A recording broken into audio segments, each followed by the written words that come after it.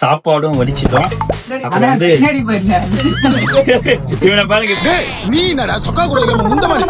நாங்க பசங்களுக்காக புதுசா கிச்சன் செட்டப் செட் பண்ணிருக்கோம். சோ இன்னைக்கு வந்து லஞ்ச் என்ன பண்ணலாம்னு யோசிச்சுட்டு இருக்கும்போது வெங்காய சாதம் செய்யப்படும். சோ எப்படி பண்றதுன்னு சொல்றேன் பாருங்க. சோ இதுதான் எங்களோட கிச்சன் செட்டப்.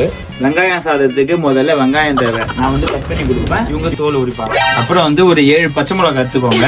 ஏன்னா நாங்க 7 பேர் சாப்பிடுறோம், அதனால 7 பச்சை மிளகாய். ஃபர்ஸ்ட் வந்து வானல்ல எண்ணெயை ஊற்றணும். கொதிக்கவே இல்லை, அடுப்பு ஆன் பண்ணுவோம். ஃபர்ஸ்ட் அடுப்பு ஆன் பண்ணணும்.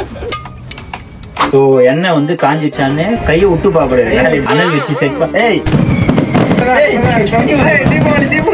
ஸோ காஞ்ச உடனே மடிச்சு வச்சிட வேண்டியதான். கடுகு, இது ஏதோ ஒண்ணு காண்டி எடுத்து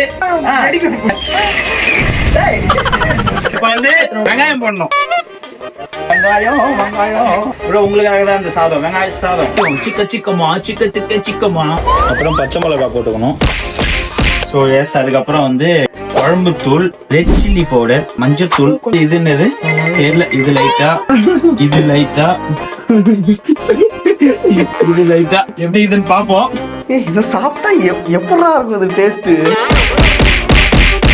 அதுக்கப்புறம் என்ன பண்ணோம்னா லோ ஃப்ளேம்ல வச்சுட்டு நீங்க போயிட்டு குளிக்கணுமோ என்ன பண்ணணுமோ போய் பண்ணிட்டு ரெடி ஆகி வந்துருங்க. சூப்பரா இருக்குது. நாங்க சாப்பாடும் வடிச்சிட்டோம். அப்புறம் வந்து இவனை பாருங்க, இப்படிதான் குளிச்சுட்டு இருப்பான், அதெல்லாம் கண்டுக்காதீங்க. மிக்ஸ் பண்ணிடுறோம். ஸோ இவன் பேர் வந்து கிண்டர். இவர் வந்து அழகா கிண்டுவாரு.